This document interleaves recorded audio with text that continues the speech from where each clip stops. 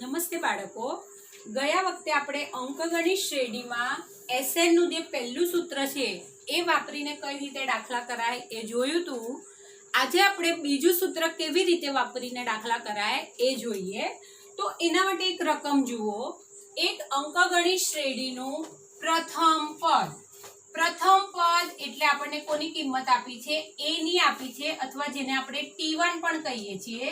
તો a ની કિંમત આપણને આપી છે 6. સામાન્ય તફાવત એટલે કે ડિફરન્સ d આપણને આપી દીધો છે 3 અને આપણે શોધવાનું છે S27 એટલે 27 પદોનો સરવાળો આપણે શોધવાનો છે. હવે જો આપણે પહેલું સૂત્ર વાપરીએ તો આની અંદર S27 નો મતલબ ઇનડાયરેક્ટલી આપણને n ની કિંમત પણ આપી દીધી છે 27. જો આપણે પહેલું સૂત્ર વાપરવું હોય તો આપણને n જોઈએ, n આપેલો છે, T1 જોઈએ, T1 આપેલો છે, પણ આપણી પાસે Tn નથી. એટલે બાળકો Tn પણ નથી અને Sn પણ શોધવાનું છે. આમાં બે વસ્તુ આપણી પાસે નથી એટલે આપણે પહેલું સૂત્ર આ દાખલામાં વાપરી શકશું નહીં. તો હવે આપણે બીજું સૂત્ર ટ્રાય કરીએ. Sn બરાબર n/2 કૌંસમાં 2a પ્લસ n-1d. Sn એટલે S27. n ની જગ્યા પર આપણે લખશું 27 ભાગાકારમાં 2 કૌંસમાં 2.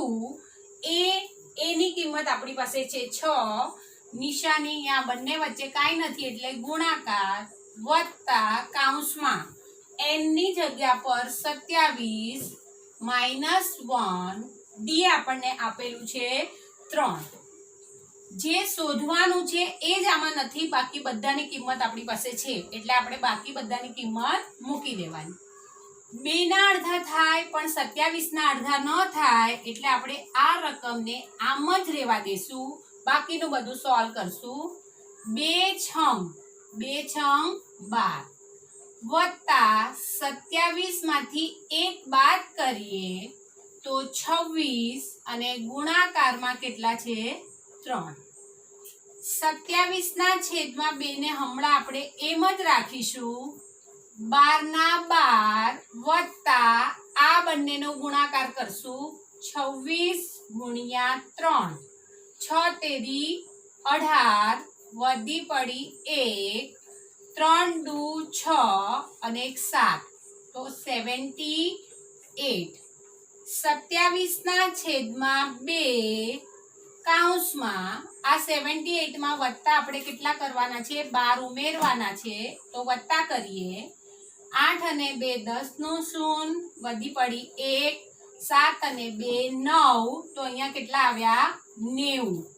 હવે જુઓ અહીંયા 27 ના છેદમાં 2 અને 90 અહીંયા ગુણાકારમાં છે. હવે તમે જોશો બાળકો તો 2 ના અડધા કરી શકાય, 90 ના પણ અડધા કરી શકાય.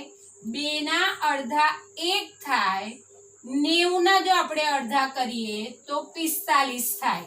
90 ના અડધા 45. જેવી રીતે 90 એટલે 80 અને 10 તો 80 ના અડધા 40, 10 ના અડધા 5 એટલે 90 ના અડધા કેટલા મળી જાય? 45. તો હવે કયા કયા નંબર બચ્યા જુઓ. 27 અને ગુણ્યા કોણ બચ્યું? 45. આ બંનેનો આપણે શું કરવો પડશે? ગુણાકાર.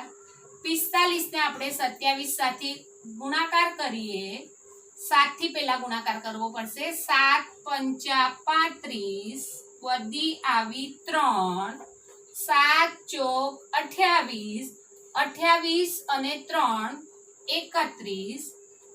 એકમનું શૂન્ય, 7 નો ગુણાકાર થઈ ગયો એટલે એનું શૂન્ય. 2 થી ગુણાકાર 2 5 10 વધી પડી 1, 2 ચોક 8 અને 9 ગુણાકારમાં વત્તા કરવાના હોય. 5 વત્તા 0 5, 1 વત્તા 0 1, 9 અને 3 12, 1 2 1 5. તો આની અંદર S27 એટલે કે 27 રકમ જે છે એ બધી રકમનો મળીને સરવાળો કેટલો આવશે? 1215. તો આની અંદર આપણે આ બીજું સૂત્ર વાપર્યું કારણ કે આપણને TN ની કિંમત ખબર નહોતી, તો આ બીજું સૂત્ર વાપરીને આપણે SN શોધી શકીએ. થેન્ક યુ બાળકો.